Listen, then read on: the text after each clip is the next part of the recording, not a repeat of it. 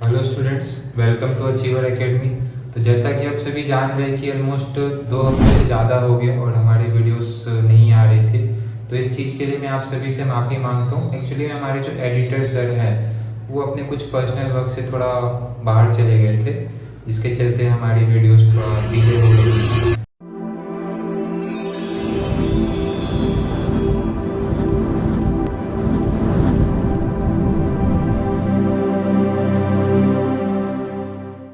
आज का हमारा टॉपिक है मेंसुरेशन। जिस टॉपिक में हम सीखेंगे पेरीमीटर, एरिया एंड वॉल्यूम, मतलब अलग अलग शेप्स के अलग अलग कंटेनर कैसे पेरीमीटर निकाला जाए, एरिया निकाला जाए या तो वॉल्यूम निकाला जाए। तो मेंसुरेशन अपना टॉपिक है आज का। मेंसुरेशन मेंसुरेशन इज नथिंग, जैसे कि मैंने आपको बताया था कि अलजेब्रा एक मैथ्स का ब्रांच होता है। अलजेब्रा स्टडी होती है जिसके अंदर हम लोग अल्फ़ाबेट्स के साथ एडिशन, सब्सट्रैक्शन, मल्टीप्लिकेशन, ये सारी चीज़ें करते हैं। उसी तरीके से मेंसुरेशन एक ब्रांच है जिसके अंदर हम पेरीमीटर, एरिया एंड वॉल्यूम पढ़ेंगे। ओके, तो आओ, तो सबसे पहले मैं शेप्स के बारे में कुछ बात कर लेता हूँ। शेप्स के बारे में, तो शेप्स में 2 टाइप्स के शेप्स होंगे, एक 2D होंगे और एक 3D होंगे। इसके बारे में सबसे पहले बात कर लेते हैं।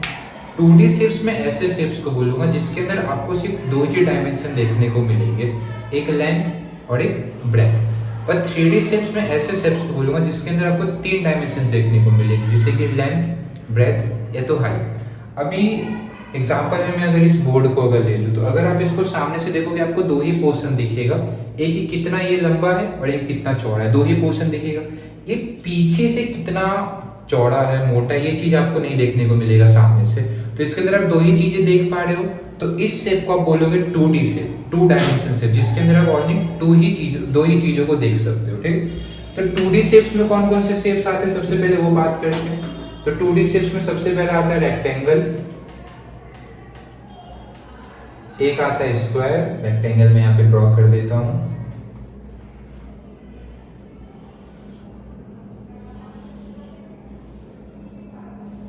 इसके अंदर देखो, ये हमारा रेक्टेंगल है जिसके चारों साइड्स बराबर नहीं होते, सिर्फ 2 साइड्स ये बराबर और 2 साइड्स ये बराबर।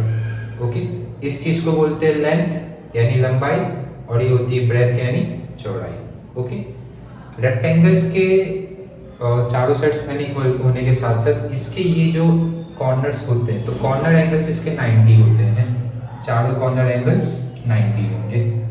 ठीक, इसके अंदर आप देख सकते हो आपको 2 ही चीजें देखने को मिलेगी, एक लेंथ और एक ब्रेथ, इससे सिवाय तीसरा को कुछ नहीं। तो ये एक 2D शेप हो गया। और एक 2D शेप अपना होता है स्क्वायर, जिसके चारों साइड बराबर होते हैं।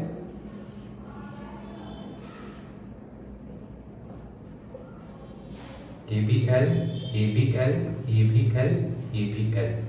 ओके, स्क्वायर मतलब जिसके चारों साइड्स बराबर होते हैं और इसके भी कॉर्नर एंगल्स 90 होते हैं। ठीक है, क्या मैं ऐसा कह सकता हूं all rectangles are square? Yes sir.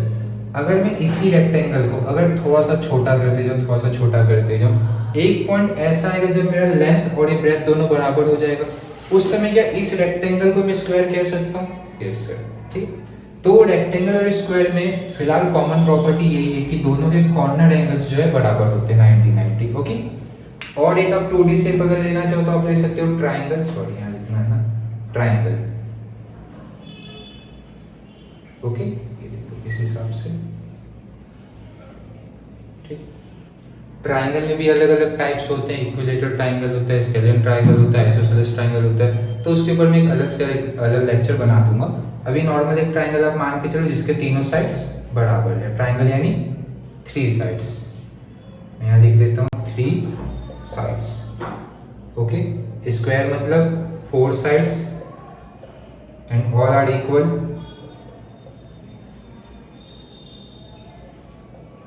And ये रेक्टेंगल भी 4 साइड्स,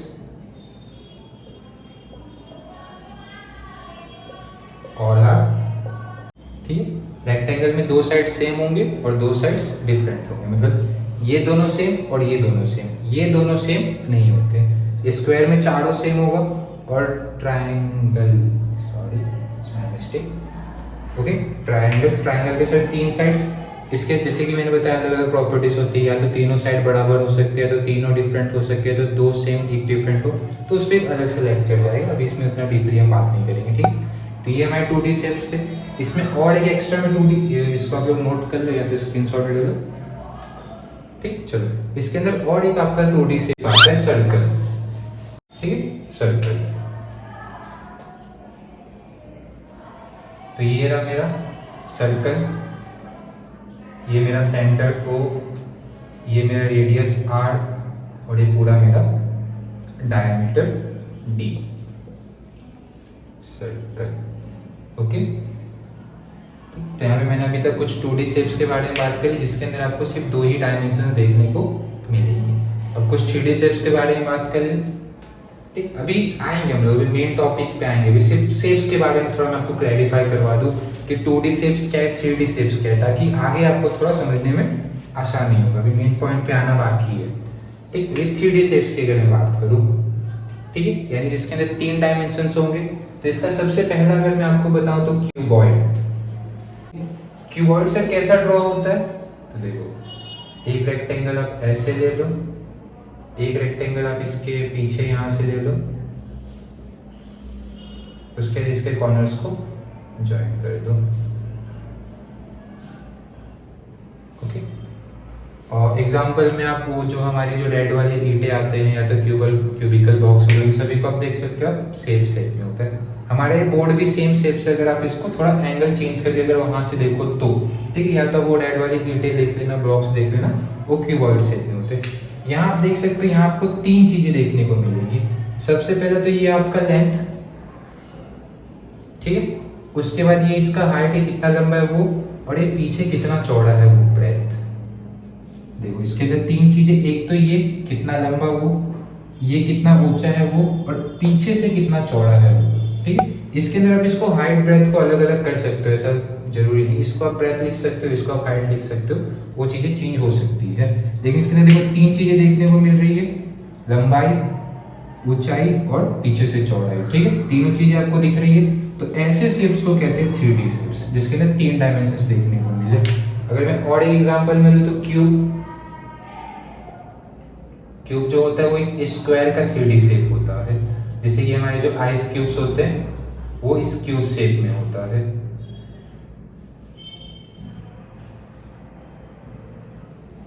ओके, जिसके सारे सभी साइड्स L, ये भी L बराबर होता है। देखो, यहाँ भी आपको 3 चीजें देखने को मिल रही है, एक ही कितना ऐसा चौड़ा में है, एक कितना ऊंचा, और एक पीछे से कितना मोटा है, आपको तीनों चीजें देखने को मिल रही है। तो ऐसे शेप्स को कहेंगे 3D शेप्स। इसके अगर और कुछ मैं एग्जांपल्स ले लूँ, तो इसका एक और एग्जांपल हो जाएगा कोन, ठीक है, जो थोड़ा ट्रायंगल जैसा दिखता है, ठीक है। जो हमारा आइसक्रीम कोन आता है वो हो गया, या फिर वो जो सेलिब्रेशन हैप्पी बर्थडे कैप आता है वो हो गया, ठीक। और एक शेप की अगर मैं बात करूँ तो स्पीयर, स्पीयर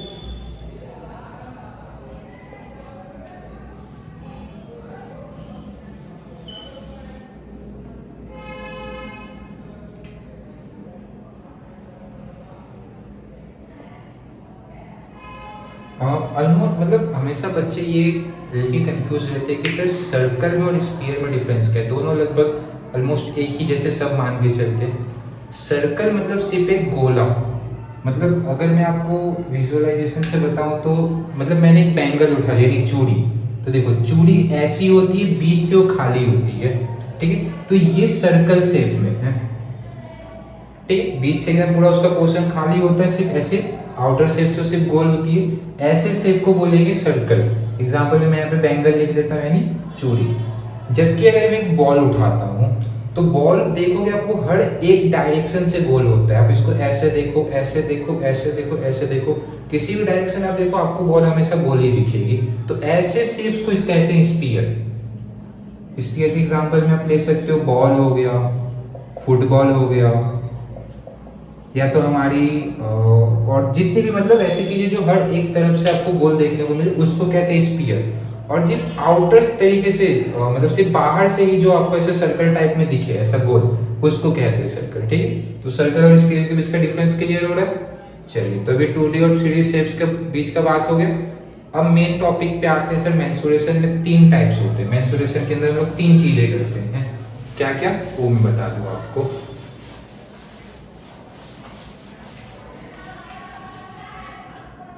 मेंसुरेशन में 3 चीजें होती हैं। क्या?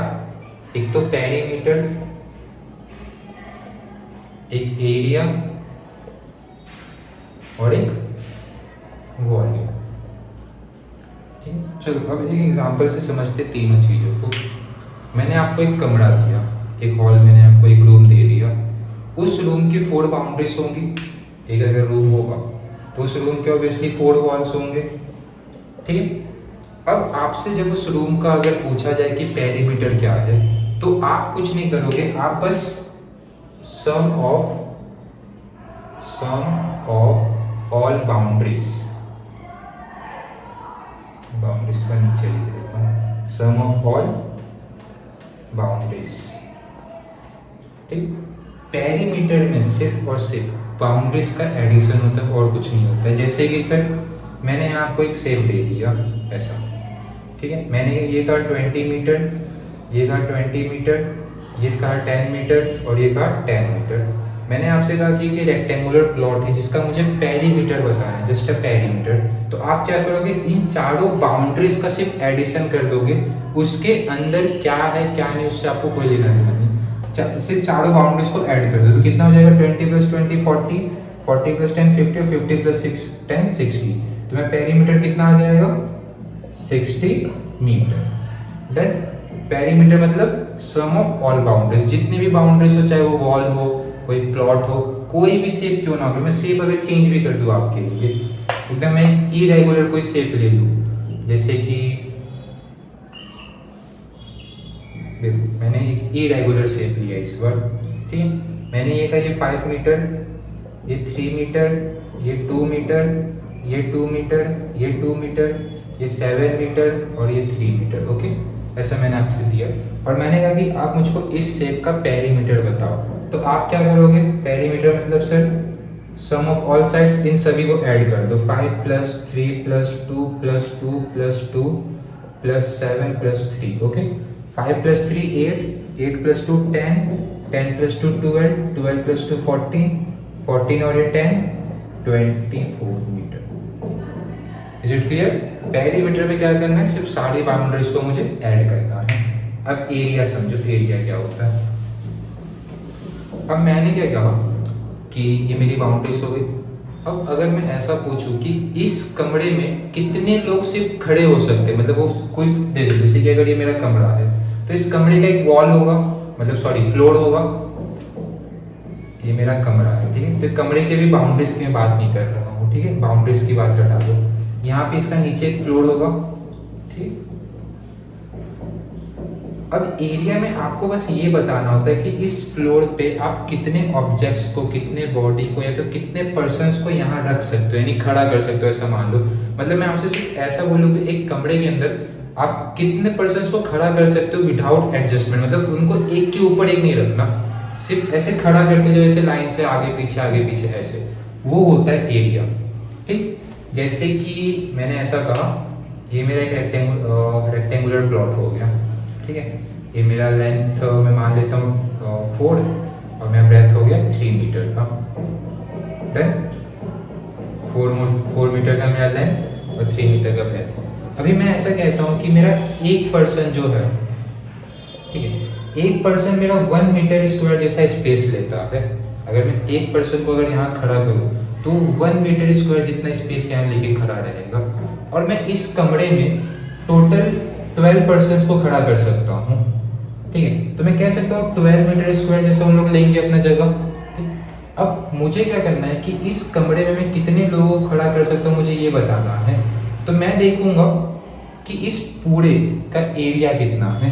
तो लेंथ इंटू ब्रेथ, 4 3 12। देखो, यानी अगर 1 मीटर स्क्वायर में अगर एक पर्सन खड़ा हो सकते तो 12 मीटर स्क्वायर में कितने लोग खड़े हो सकते हैं, 12। तो एरिया ये बताता है कि किसी भी एक जगह पे, हाँ जगह बोल सकते हो, जगह हो गया, हॉल हो गया, प्लॉट हो गया, मतलब कोई भी आप एक जगह मान के चलो, उस जगह पे कितने लोगों को खड़ा कर सकते। एडजस्ट नहीं करना उसके अंदर, ये नहीं कि सिर्फ बढ़ते जाना नहीं। नॉर्मली सिर्फ अगर ये एक कोई सरफेस है तो इस सरफेस पे आप यहाँ पे ऐसे कितनी चीज़ें रख सकते हो, ठीक है, ये होता है हमारा एरिया। क्लियर हो रहा है? ठीक है, चलो अब अगर मैं वॉल्यूम की बात करूँ तो वॉल्यूम क्या होता है सर? कोई भी कंटेनर, कोई भी कंटेनर बोल लो या तो कोई भी ऑब्जेक्ट बोल दो, वो कितना कंटेन कर सकता है, अपने अंदर कितना समा सकता है, कितना अपने अंदर चीज़ों को ले सकता है, उस चीज़ को हम कहेंगे वॉल्यूम। जैसे कि मैं अगर एक बोतल अगर एग्जांपल में लूँ, ये अगर मेरा बोतल है इस हिसाब से, ठीक है, ऐसे अगर मेरा बोतल है तो ये कितना पानी अपने अंदर कंटेन करके रख सकता है, वो होगा मेरा वॉल्यूम। ठीक है, यानी अगर किसी बोतल का वॉल्यूम अगर 1 लीटर है, यानी वो 1 लीटर जितना वाटर अपने अंदर कंज्यूम कर सकता है, उससे ज़्यादा नहीं कर सकता।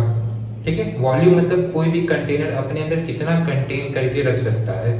अगर मैं घर की बात करूँ, एक टैंक की बात करूँ, तो वो उसका अगर वॉल्यूम पूछा जाए मतलब वो अपने अंदर कितनी चीज़ों को रख सकता है। क्लियर हो रहा है? तो अभी तक हम लोगों ने देख लिया कि मेंसुरेशन के अंदर हम लोगों को क्या क्या करना है, पेरीमीटर, एरिया, वॉल्यूम, तीनों में क्या डिफरेंस हमने वो भी देख लिया। 2D shapes and 3D shapes क्या होता है हमने वो भी देख लिया। अब नेक्स्ट लेक्चर से हम लोग इसको और डीपली पढ़ेंगे, इसके ऊपर बहुत अच्छे से कोर्सेज बनाएंगे। तो अगर आपको हमारे लेक्चर्स सही अच्छे से अगर समझ में आ रहे हो तो लाइक करो, ज़्यादा से ज़्यादा शेयर करो, क्योंकि आपके लिए इतनी मेहनत से हम लोग वीडियोज़ बना रहे हैं, इतने अच्छे कंटेंट्स ला रहे, तो सब्सक्राइब करो, ज़्यादा से ज़्यादा शेयर करो, ताकि हम इसी तरीके से मोटिवेट होकर आगे और बढ़िया कंटेंट्स बनाते रहे। तो मिलते हैं नेक्स्ट लेक्चर में। जय हिंद।